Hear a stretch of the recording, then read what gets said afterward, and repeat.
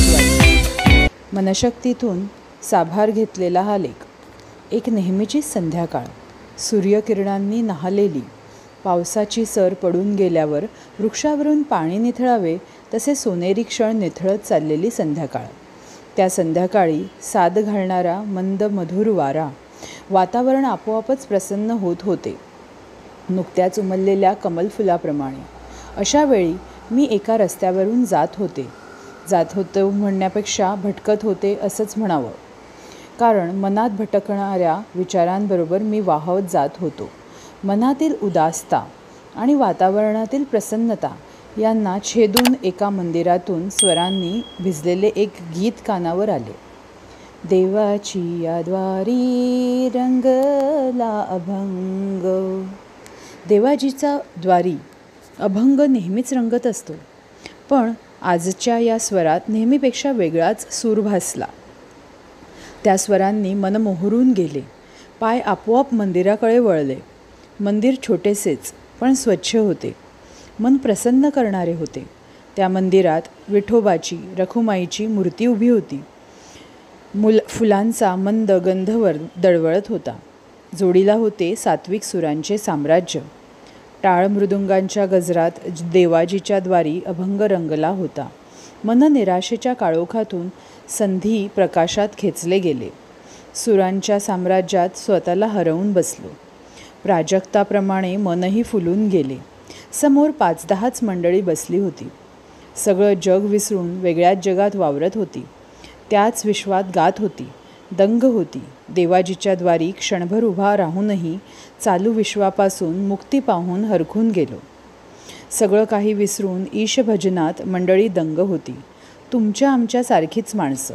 त्या माणसांना असणाऱ्या चिंता, प्रश्न त्यांनाही ग्रासत असतीलच. पण आता या क्षणी या सर्वांपासून ही मंडळी मुक्त होती. त्यांचे नाते प्रभूशी जोडले होते. त्या प्रभूला कर जोडून मी परत फिरलो, पण बरोबर काहीतरी प्रसाद घेऊन. अमोल असे काही मनाच्या थरांवर बिंबले गेले. मनावरचे उदासतेचे कवच कधीच निखळून गेले होते. स्वच्छ, निर्मळ, सात्विक प्रकाशाने मन भारून गेलं होतं. पावलं मावळतीकडे लागली, पण मनात एक प्रभात उगवली. एक नवा विचार घेऊन. देवाची दारातील सप्तसूर कानावर अजूनही तरंगत होते. मनाच्या दुःखावरती एक छान तोडगा सापडला होता. आपण या आनंदात का बरं वंचित झालो? टाळ खुटणारे म्हणून बहुतेक जण अशा मंडळींना का बरे उपहास करतात? मनात प्रश्नांकित काहूर माजले. डोळ्यासमोर आजच्या समाजाची काही दृश्य येऊन गेली. सिगरेटवर सिगरेट ओढणारे चेन स्मोकर आपलं दुःख सिगारेटने जाळू पाहतात, पण खरंच का दुःख त्या सिगरेटने जळून जातं? उरते ती फक्त सिगारेटची राख, पण त्या राखेनंही लाज राखलेली असते. आणि म्हणूनच दुःख न जळता राखलेलं असतं ते सिगारेट ओढणारं शरीर. नाना विकारांनी ते शरीर सिगारेटच्या धुराप्रमाणे भरून जातं. दारूच्या पेल्यात दुःख बुडवू पाहणारे त्या दारूच्या पेल्यात स्वतःच बुडून जातात, पण दुःख काही सरत नाही. याप्रमाणे कितीतरी प्रकारच्या नशेत आजची पिढी धुंद होत आहे, स्वतःचे दुःख विसरू पाहत आहे. त्यापेक्षा ही अभंगाची धुंदी कितीतरी पटीने उच्च आहे. त्यात स्वतःला विसरण्याचं सामर्थ्य आहे, तसं मन प्रसन्न करण्याचंही सामर्थ्य आहे. मनाला शांतीचे सगळे सामर्थ्य मिळते. तमाशांसारखे कमी दर्जाची अशा धरण्यापेक्षा अभंगाची सात्विक आशा का धरू नये? देवाची या द्वारी रंगणारी मंडळी स्वतःला हरवून बसतात. पत्ते, सिगरेट, दारू, सिनेमा वगैरे पासून दूर राहून अभंगात रस घेणारी ही मंडळी. त्यांना नावे ठेवण्यापेक्षा आपण त्यांना ऐकून घ्यायला हवं. त्यांना नावं ठेवण्याचा आपल्याला काय अधिकार? श्रम करणारी ही मंडळी आपले श्रम कमी व्हावेत म्हणून गीत गातात. खेडेगावात मोठ हाकणारा शेतकरी कुठेतरी गीत गात मोठ हाकीत असतो. त्यामुळे त्यांच्या व बैलांच्या मानेवरील श्रमाचेही भरलेली मूठ रिकामी झाल्यावर हलकी होते.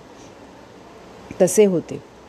दिवसभराचा श्रम उपहार करणारे रात्री संगीताच्या सुरात विरून जातात.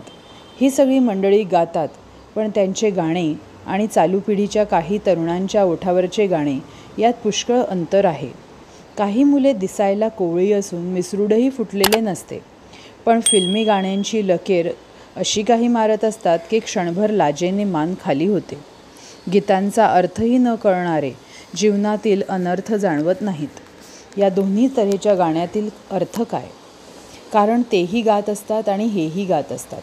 फरक एकच आहे, तो म्हणजे गाण्यासाठी जगतात तर काही जगण्यासाठी गातात. देवाची या द्वारी उभा क्षणभरी असे ज्ञानेश्वर महाराज म्हणतात. ते पुढे असेही आश्वासन देतात, तेणे मुक्तीचारी साधी येल्या. 4 मुक्ती साधायच्या की नाही हा वेगळाच प्रश्न आहे, पण देवाच्या दारात क्षणभर थांबल्याने मी एक आगळे समाधान साधून घेतले एवढे मात्र खरे. काय श्रोत्यांनो, कसा वाटला लेख? कमेंट करून सांगा.